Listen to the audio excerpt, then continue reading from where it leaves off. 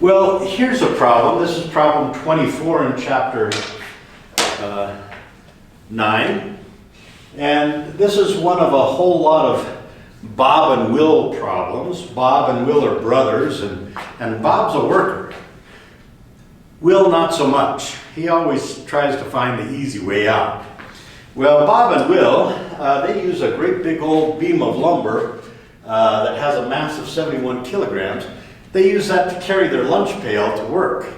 It's not a real clever scheme, but I never said Bob and Will were real clever. So the question is, how hard does Will have to push up on that beam? And how hard does Bob have to push up on that beam? Well, I think you can kind of guess that Bob's pushing harder than Will is. He's got the location that just seems to be a little bit more heavy. So let's figure this out. We're looking for two forces that are acting on the beam, the push by Will and the push by Bob. Well, those are forces on the beam, so we're going to draw an extended free body diagram of that beam. Again, the first force that I put on any free body diagram is the weight force. With a mass of 71 kilograms, that weight force is going to be 710 newtons. And I'm going to place that force right at the center of mass. And for a uniform beam, that's going to be right in the center of the beam. Then I ask, are there any magnets? No. But wouldn't it be interesting if there were? There aren't. So what touches that beam? Well, I have that string that's pulling down with 200 newtons, namely the weight of their lunch. And then I have Bob and Will pushing up at the locations given in the problem. Now, there are two big ideas at play here. One, the center of mass is not linearly accelerating. I can write that down as the acceleration of the center of mass is 0. Therefore, the net force is 0.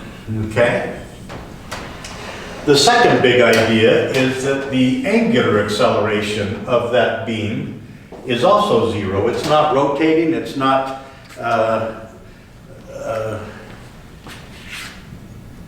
anyway, it's not rotating. Okay? And so that means that the net torque is also 0 about any point.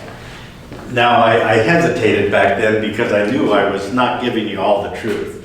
If something has angular acceleration 0, that doesn't mean it's not rotating. It could also be rotating at a constant rate around a fixed axis. But that's not what's happening here. It's just not moving at all.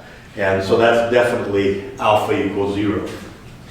Now, if I use that first principle on top, that means that all the force down has to equal all the force up. So I know that the push by Will plus the push by Bob have to add up to a total of 910 newtons, because that's how much force I've got down. But as you see, there's two unknowns in that equation, and I can't solve that equation for two unknowns. And that's where the idea of torque comes in handy. Because by using a very clever choice of my pivot point, I can eliminate one of those unknowns. Again, this beam's not rotating about any point. So I'm free to choose any point and call it my pivot. Well, I'm going to choose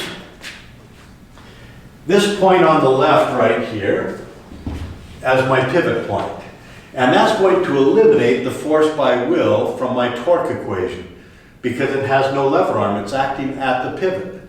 Again, I pretend that there's a big spike going right through that beam, right at the pivot, forcing the beam to rotate about that pivot point as if it were a hinge. And then I ask myself, is this force, this weight force, going to make it try to go clockwise or counterclockwise around that pivot? Well, this one's going to try to make it go clockwise. This force by Bob is going to try to make it go counterclockwise. The pull by the lunch is going to try to make it go clockwise. So when I put up my basic equation, the torque clockwise is equal to the torque counterclockwise, I get this equation here. The two forces that are trying to make this thing go clockwise are the weight force times its lever arm, or distance to the pivot, plus the pull by the lunch times its lever arm, or distance to the pivot, which is 2 meters.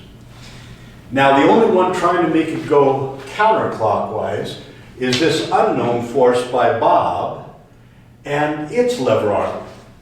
Now folks, a word of warning. This is an old exam question. And a lot of people miss this exam question because they put 0.6 meters here because that's the number that was given on the picture. Well, don't be fooled. It's not the number put on the picture that matters. It's the distance to the pivot. If this beam is 2 meters long and this is 0.6 meters, then this distance, the one that matters, is 1.4 meters. Okay? Now I just want to pause here and make an important point.